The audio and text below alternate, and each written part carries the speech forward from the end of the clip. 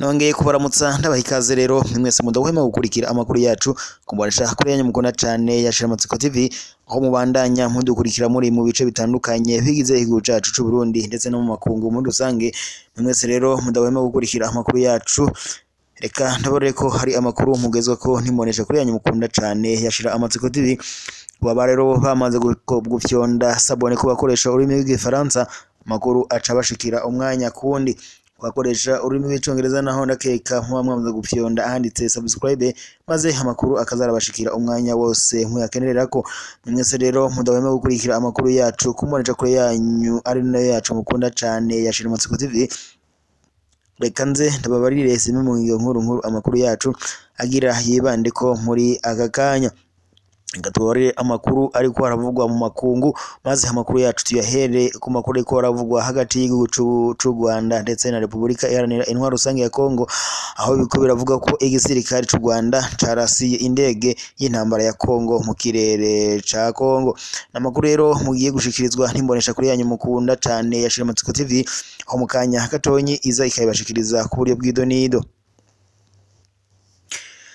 Reka rero amakuru yacu tugaruke ku buryo bw'idonido tuyahereye mu makuru ariko aravugwa ngaha mu makungu, maze tuyahereye ku makuru ariko aravugwa mu hagati y'igihugu c'u Rwanda ndetse na Repubulika Iharanira Intwaro Rusange ya Kongo, aho biriko biravugwa ko igisirikare c'u Rwanda carasiye indege y'intambara ya Kongo mu kirere ca Kongo.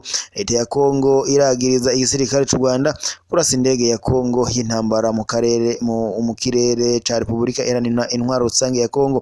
Abategetsi ba Kongo babitagaje babicishije mw'itangazo kuri uwu wa kabiri kumugoroba, ishura ku vyagiriji vy'u Rwanda vyari vyagirije igisirikare ca Kongo kuba carenze ikirere c'u Rwanda mu mpera z'umuhingamo. Ivyo bihugu vyagirizanya gusotorana nk'uko tubikesha inkuru ya Social Media Burundi. Mw'itangazo rero ryashizwe ahabona na leta ya Kongo mw'ijoro ryo muri iri joro, abategetsi b'ico gihugu bamenyesha ko leta ya Kongo yiyamirije yivuye inyuma igitero cakozwe ku ndege yayo y'intambara bikozwe n'igisirikare c'u Rwanda mu kirere ca Kongo, kandi ko bitazoherera ngaho. Iyo ndege yarashwe mu gihe yari itanguye kururukira ku kibuga c'indege ca Goma, umugwa mukuru wa Nord Kivu. Niko biboneka mw'itangazo rya leta ya Kongo, ryongera ko ibisosu vya Rwanda vyerekejwe ku kibuga c'indege ca Kongo bigaca hejuru y'ubutaka bwa Kongo. Bivuga ko rero iyo ndege y'intambara ntiyigeze ica hejuru y'ikirere c'u Rwanda, niko abategetsi ba Kongo batangaza. Bakaba banezerejwe nuko iyo ndege yashoboye kuhagwa igashika hasi atavyononekaye vyinshi. Hari rero ivyagirije vyinshi bariko baragiriza igihugu c'u Rwanda. Ivyagirije bishasha, icambere ngo leta ya Kongo iragiriza kandi igisirikare c'u Rwanda kuba caraheshize abasirikare baco ikincanga ku birometero nka 80 mu buraruko bwa Goma. Ico gitero ciyongera ku kindi cakozwe kuri uwu wa kabiri n'igisirikare c'u Rwanda, ikitanga kigaca gisubizwa inyuma n'ingabo za Congo FARDC. Hagati aho rero haribonekeje imirongo y'abasirikare b'u Rwanda bava mu Rwanda baja guha inguvu ibirindiro vya Kibumba na Bwito bategura ibindi bikorwa vy'ubugizi bwa nabi. Niko leta ya Kongo ibandanya ishikiriza.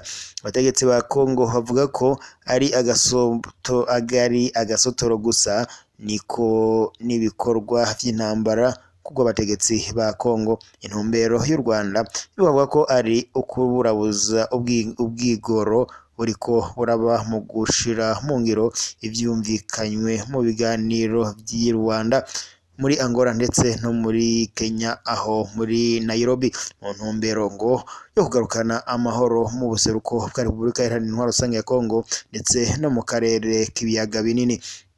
guhungabanya amatora. Ico ni ikindi cagirize ca kabiri leta ya Kongo ikomeza kwagiriza igihugu c'u Rwanda. Leta ya Kongo imenyesha ko iyandikwa ry'abazo kwitaba amatora mu buseruko bwa Kongo no hagati rizotangura mu misi iza.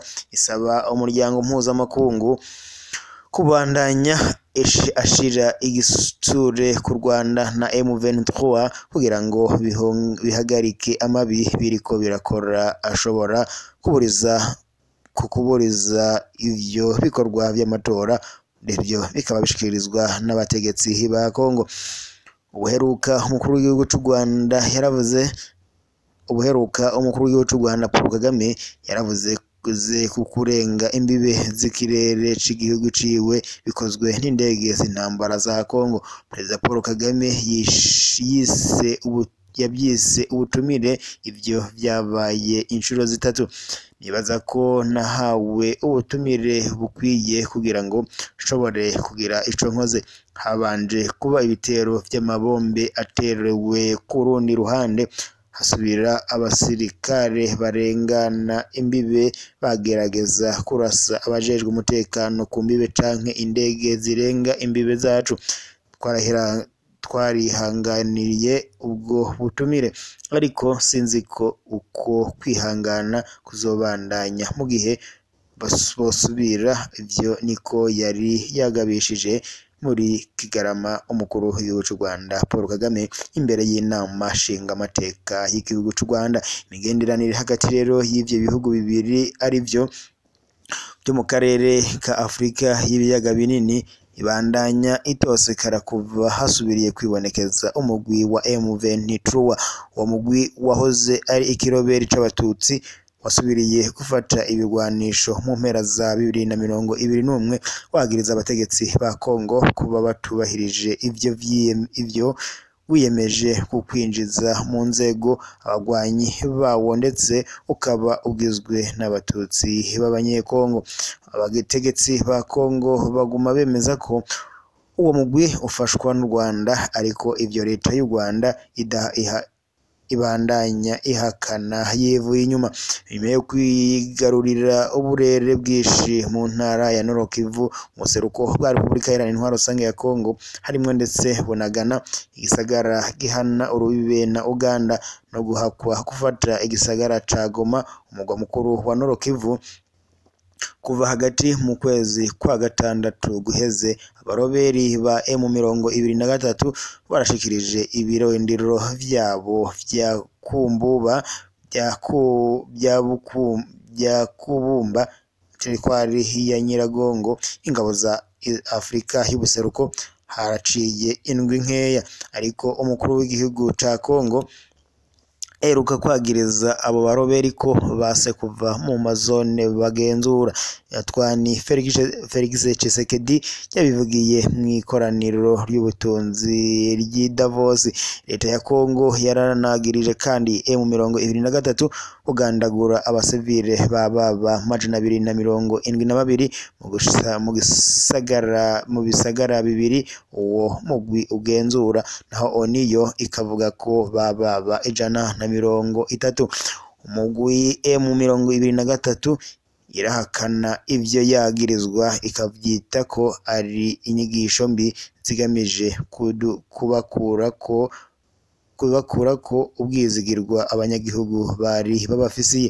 Ugasaba ko haba amatohoza yigenga kandi adahengamye. U Rwanda narwo rwama rwagiriza FARDC gukorana n'abakoze ihonyabwoko baba FDLR mu ntumbero yo guhungabanya umutekano ubutaka bwarwo.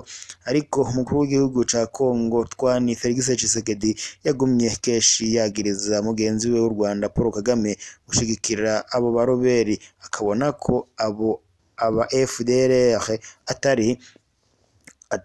atangorane bafitiye u Rwanda, akabita utugwi tudusigarira twahindutse abasuma. Naho inshuro nyinshi rero muri Kigarama na Nzero, umukuru w'igihugu c'u Rwanda Paul Kagame yaragirije amakungu gushimagiza amategetsi ba Kongo kugira ngo akingire inyungu zayo. no guhayagiza amahoro ku munwa gusa. N'amakuru rero mwabandanyaga mukurikira ku mbonesha kuri yanyu mukunda cane ya Shiramatsiko TV, mukaba mwayashikirizwaga ku buryo bw'idonido. Reka rero amakuru yacu tuyasubikire ngaha, tubereye ko tuzosubira, ariko rero kubo tutatanguranye amakuru yacu ntago twobura kubibutsa zimwe mu ngingo nkuru amakuru yacu yariko aribanda ko muri aka kanya. Amakuru yacu rero twababari amakuru ariko aravuga hano mu karere k'ibiyaga binini, tubarira ko hariko haravugwa amakuru ari hagati y'igihugu c'u Rwanda ndetse na Repubulika Iharanira Intwaro Rusange ya Kongo, aho biri kuvuga ko rero igisirikare c'u Rwanda camaze kurasa indege y'intambara ya Kongo mu kirere ca Kongo. Akaba rero ari amakuru yacu tuyasubikire ngaha, amakuru yacu n'agasaga, mukomeze mugire ibihe vyiza.